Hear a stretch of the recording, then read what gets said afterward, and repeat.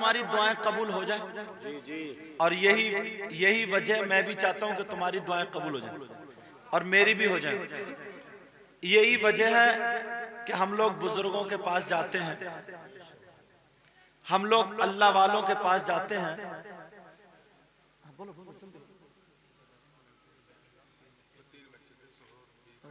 बहुत लंबा तो शुरू से बोलते मुझे चाहते को दुआएं कबूल हो जाए। तवज्जो, अल्लाह अल्लाह इसीलिए बुजुर्गों में जाते हो, इसीलिए हम अल्लाह वालों की बारगाह में जाते हैं और मजार शरीफ पर भी जाते हैं ताकि हमारी दुआएं कबूल हो जाएं।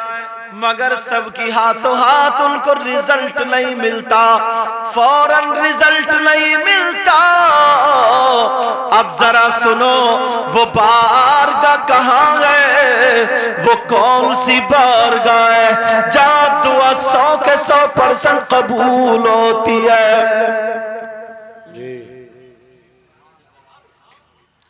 चाहे गम हो या खुशी, अल्लाह वालों का क्या रहता है। आला हजरत क्या बोले, उनके निसार कोई कैसे ही रंज में हो, उनके निसार कोई कैसे ही रंज में हो, और जब याद आ गए सब गम भुला दिए हैं, जब याद आ गए हैं सब गम भुला दिए हैं। और आने दो या डुबो दो, अब तो तुम्हारी जानिब, और कश्ती तुम्हीं पे छोड़ी लंगर उठा दिए हैं। अल्लाह अल्लाह वो बारगाह कौन सी है जहाँ पर 100 के 100% दुआ कबूल होती।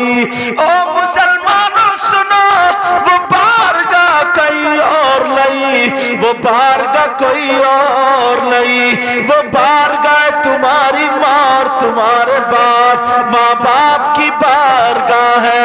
माँ बाप को राजी कर लो, जब माँ बाप राजी हो जाएंगे, माँ बाप की खिदमत करके उनको खुश कर लो। जब माँ बाप अगर खुश हो जाएंगे, तुम्हारे लड़खड़ाते हुए हाथों से तुम्हारे लिए दुआएं कर देंगे, तो खुदा की कसम माँ बाप की दुआ रद्द नहीं हो सकती।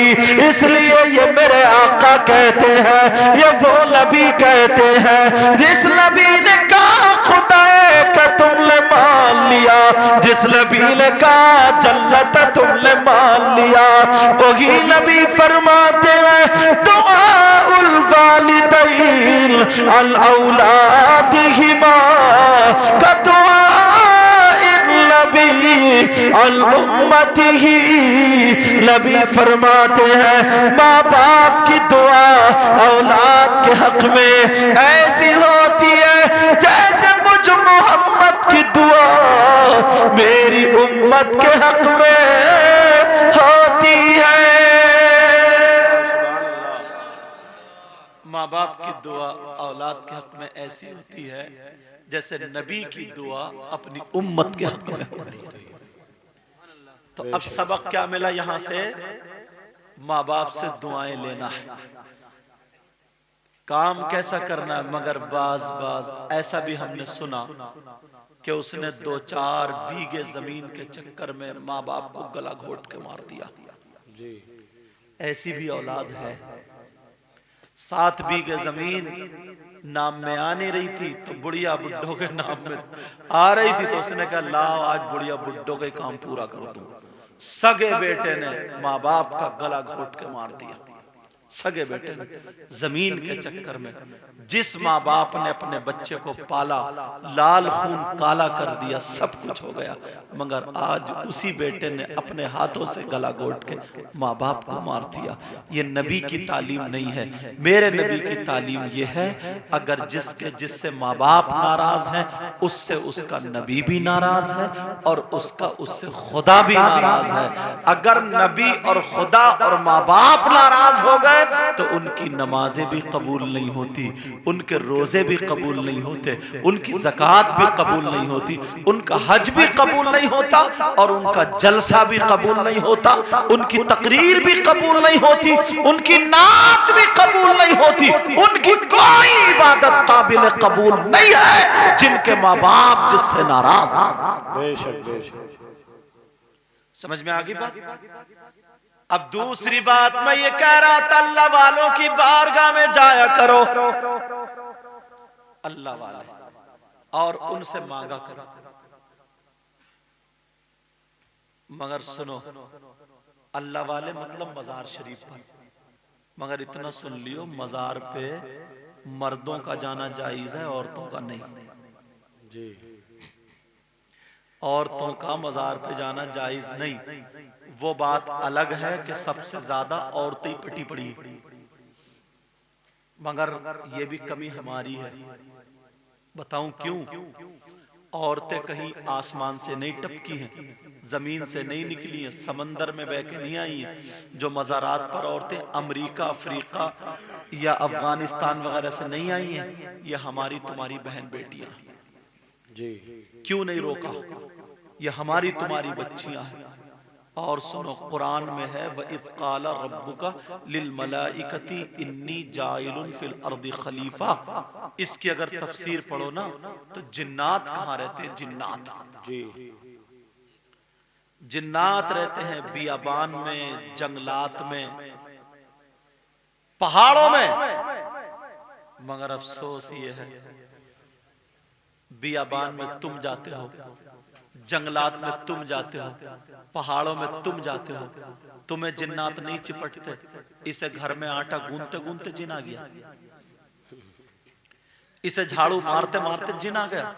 अगर 50 लड़कियां, 100 लड़कियां अगर मजार पे खेल रही हैं, कूद रही हैं, तो मैं गारंटेड बता रहा हूं उसमें से 5 ऐसी होंगी जिन पे कुछ ना गुजरे, और 95 तो खाली मूली कूद रही हैं। खाली ढचोकना है। माँ बाप उन पे कंट्रोल करें, टाइम पे शादी करें, वक्त पे शादी करें, और जो बेहयाई वाली चीजें हैं उनसे दूर रखें। बचपन से ही जब बच्ची को हमने मोबाइल दे दिया है तो उसी में देख देख के अब उसके चलने का ढंग फिल्मों जैसा, खाने का ढंग फिल्मों जैसा, पहनने ओढ़ने का ढंग फिल्मों जैसा, सारी की सारी चीजें उसकी फिल्मों जैसी है। बेटी मुसलमान की है मगर उसकी सारी अदाएं गैरों जैसी। ये किसकी कमी? ये माँ बाप की कमी है, माँ बाप की। हमें अपने बच्चों की तरबियत करनी पड़ेगी। छोटा बच्चा, छोटा, इसे कलमा सिखाना चाहिए, सलाम सिखाना चाहिए, अल्लाह का नाम सिखाना चाहिए। क्या सिखा रही है? फुप्पो या खाला या भतीजे भतीजी, मुन्ने वो तेरी दादी अम्मा बैठी है ना, ले ये सैंडल ले ले, दादी के सर पे मार के आ। वो खट खट खट खट करता होगा, उसने अम्मा के सर पे एक पड़ाक से मारा, बुढ़िया गिरी नीचे को और मुंह फाड़ रही है, अरे मेरा पोता कितना अच्छा लग रहा मारता हुआ। जब बड़ा होकर के गाली दे रहा मारा तो बुरा क्यों लग रहा? सिखाया तो तुमने ही है। उस बच्चे को बिस्मिल्लाह क्यों नहीं सिखाई? वो खाना खाने बैठा क्यों नहीं सिखाया हाथ धो के आ? क्यों नहीं सिखाया खाना खाने की दुआ पढ़? क्यों नहीं सिखाया सर ढक के खाना खा? ये कमी किसकी? माँ बाप की। ये हमारी अपने खुद की कमी है। अगर घर से अच्छी तरबियत सीखता, घर से अच्छी तरबियत सीखता तो बच्चा अच्छा होता। इसी वजह से आज हमारी फसल अच्छी नहीं है। फसल का मतलब समझ रहे हैं? यही वजह होती। आप कहते हैं कि साहब मामला जो है जमाना खराब है, माहौल खराब, नहीं, हम खुद खराब है। बेशक। दिल में एक दूसरे से बिल्कुल जगह नहीं, परेशानी है इतनी। बुजुर्गों ने लिखा है, बुजुर्गों ने क्या कहा मालूम है? एक वक्त वो आएगा, एक जमाना वो आएगा, एक दौर वो आएगा कि लोग अपने दुख से इतने परेशान नहीं होंगे जितने पड़ोसी के सुख से परेशान। जी। दिल में जगह करो, दिल को अच्छा करो। मस्जिद नबवी है, यह हदीस सुना दूं और खत्म। मस्जिद नबवी, अल्लाह, मेरे नबी बयान कर रहे हैं, जन्नत की बातें हो गई जी। आहा, जन्नत की बहारें, सब लोग बड़े खुश। अब सहाबा कह रहे आका आका, जन्नत तो हमारे लिए होगी। हाँ तुम्हारे लिए।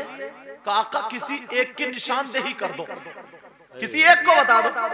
मेरे नबी बोले जन्नती का दीदार करना चाह रहे हो, देखना चाह रहे हो? कहाँ का? तो नबी ने साहबा को देखा, ऐसे इधर से उधर देखा, तो मेरे नबी ने उनमें से नहीं बताया का मस्जिद के दरवाजे को देखो, जो आ रहा है वो जन्नती है, दीदार कर लो। सुभान अल्लाह। जब देखा तो एक चचा मियां आ रहे हैं, सीधे साधे भोले भाले, कपड़े भी सुकड़े हुए पहने, दाढ़ी ऐसी थी जैसे अभी वुजू बना के ताजा पानी में हुई हो, समझे, आकर के और मेरे नबी के हाथ चूम एक तरफ बैठ गए। सब सहाबा सोचने लगे यार इनसे ज्यादा कुरान पढ़ने वाले, नमाजें पढ़ने वाले, मस्जिद में रहने वाले, अच्छा काम करने वाले, जंगे करने वाले मौजूद हैं, मगर अल्लाह के रसूल ने इनका नाम लिया। जी। सोचने लगे कोई ना कोई तो क्वालिटी है, कोई ना कोई तो इनके अंदर बात है। महफिल चली गई, बर्खास्त हो गई, चचा मियां मस्जिद के कोने में बैठ गए। थोड़ी देर बैठे चले गए, सारे लोग अपने अपने घरों को दूसरा दिलाया, फिर मजलिस हुई, नबी ने बयान किया। साहबा ने सोचा आज काश मेरा नंबर आ जाए, मेरा नंबर। आका आज फिर किसी जन्नती का दीदार करा दे। सुभान अल्लाह। मेरे नबी साहबा ने अर्ज किया, सोचा काश मेरा नंबर। सब अपने अपने चेहरे दिखा रहे, आका मैं भी दिल में ना जन्नत लेने के लिए। जैसे तुम अगर लड्डू बटने ना, लड्डू तो एक हाथ में लेके और जल्दी रख के पीठ पीछे ऐसे करके कहता लाता क्यों नहीं, और एक यहां रखा हुआ। बोलो है क्या नहीं ऐसे? और बाज तो ही आलम, नमाज जनाजा हो रही है, आगे वाली सफ में खड़ा, खुद टेढ़ा का क्या सबे सीधी कर लिया, सीधी, और खुद टेढ़ा खड़ा, खुद टेढ़ा। अल्लाह अल्लाह, सहाबा कहने लगे आका आज दीदार करा दो। मेरे नबी ने इधर से देखा, इधर से दिल दिल में कर, या अल्लाह आज मेरा नाम आ जाए, या अल्लाह आज मेरा नाम आ जाए, जन्नत बट रही है ना, आज मेरा नाम आ जाए। मेरे नबी ने इधर से इधर देखा का जन्नती का दीदार करना चाहते हो? जी आका। नबी बोले मस्जिद के दरवाजे को देखो, जो आता दीदार कर लो, जन्नती है। जब देखा तो कल वाले चचा आज फिर आ रहे। सुभान अल्लाह, सुभान अल्लाह। तुम होते तो ये कहते यार इन चचा की लग गई फ्री में भाई। जी। हमारी तो बोली भी बड़ी अजीब है, छूटते कहते हैं इमाम साहब रात कितने पैसे मार दिए? कहते हैं इमाम साहब ये कुर्ता कहां से मार दिया? इमाम साहब निकाह हुआ, निकाह में कितने मार दिए? अरे इमाम है क्या उग्रवादी? मारने का मतलब जानते हो यार, कुछ तो संभल के बोला कर।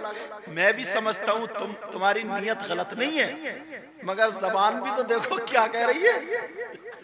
क्या इमाम साहब आज तक मुर्गे की टांगे मार दी? सोचने की बात है। अजब बात बात, पीर भी ऐसा ही है, उसका कोई पेट थोड़ी है, मुर्गों का कब्रिस्तान है। पता नहीं कितने दफन हो गए लातो समीर। अल्लाह अल्लाह, मेरे नबी ने फरमाया वो मस्जिद के दरवाजे को देखो, जो चचा मियां आ रहे वो जन्नती है। देखा तो कल वाले फिर। सहाबा के दिल में पक्का कोई ना कोई इनका अमल है, यार कुछ ना कुछ तो बात है भाई, अल्लाह और रसूल राजी है ना, ऐसी मामूली बात थोड़ी हो जाएगी। फिर वो आए उसी हाल में हाथ चूमे और बैठ गए, उन्हें पता नहीं क्या हो रहा, सीधे भोले नहीं रहे, बैठ गए। तीसरा दिन फिर आया, साहबा ने बयान किया, साहबा ने बयान सुना, नबी ने बयान किया, साहबा करने लगे आका आज फिर जन्नती का दीदार करा दे, दुआ कर रहे मौला मेरा नंबर आ जा, मेरा आ जा, मेरा आ जा। मेरे नबी मुस्कुरा के देख के बोले मस्जिद के दरवाजे को देखो, जो आ रहा दीदार कर लो जन्नती है। तीसरे दिन देखा तो वही चचा मियां आ रहे थे। सुभान अल्लाह, सुभान अल्लाह। तीनों दिन उन्हीं पे निशाना। मैं तो सोच रहा था ऐसे ही छुट के चला जाऊं, मगर तुम तकरीर कराने के चक्कर में जी। तीसरे दिन फिर महफिल बर्खास्त हो गई। एक सहाबी जवान थे जिनका नाम हजरत अब्दुल्ला था। महफिल बर्खास्त होने के बाद वो जवान सहाबी चचा मियाँ के पास गए, अस्सलाम वालेकुम। वालेकुम मुसाफिर। बोले चचा मैं आपका मेहमान बनना चाहता हूँ, मैं आपके साथ रहना चाहता हूँ। चचा मियाँ बोले बेटे क्या करोगे तुम, मैं गरीब आदमी हूँ, थक जाओगे तुम कहा नौजवान हो जाओ। बेटा क्या अगर कहा नहीं चचा तुम्हारे साथ रहने का मकसद ये था कि देखूं ये अमल क्या करते हैं जी। जो अल्लाह और रसूल राजी थे। तुम भी साथ रहते हो, अगर किसी पड़ोसी की तबीयत खराब हो ना तो पहले ही हिसाब किताब जुड़ने लगता है, इसका घर कितने का बिकेगा भाई, पहले कूताकाती शुरू हो जाती है घर की। हजरत अब्दुल्ला कहने लगे चाचा मियां साथ रहूंगा, ये देखने के लिए कौन सा अमल है कौन सा काम है। 3 दिन जन्नती का निशाना लगाया तो इन्हीं चचा पर पड़ा। कहा ठीक है पसंद कर, रह लो बेटा रह लो, कोई बात नहीं। अच्छा उनका काम क्या था, मैंने हदीस में पढ़ा, उनका काम क्या था चचा का, उनका काम यह था कि मदीने में जो लोग खजूर खा के गुठरी फेंकी देते, गुठरी फेंक दिया करते थे, तो उनके पास एक चमड़े का थैला था, वो दिन भर गुठरियां बीनते थे और गुठरियां सुखाते थे, सुखा करके बाजार में बेचा करते थे। लोग चूल्हे के ईंधन के लिए लिया करते थे, तो जितने का बिकता था शाम को खाना खाते थे और जो बचता था वो सारे का सारा फकीरों में बांट दिया करते थे। सुभान अल्लाह।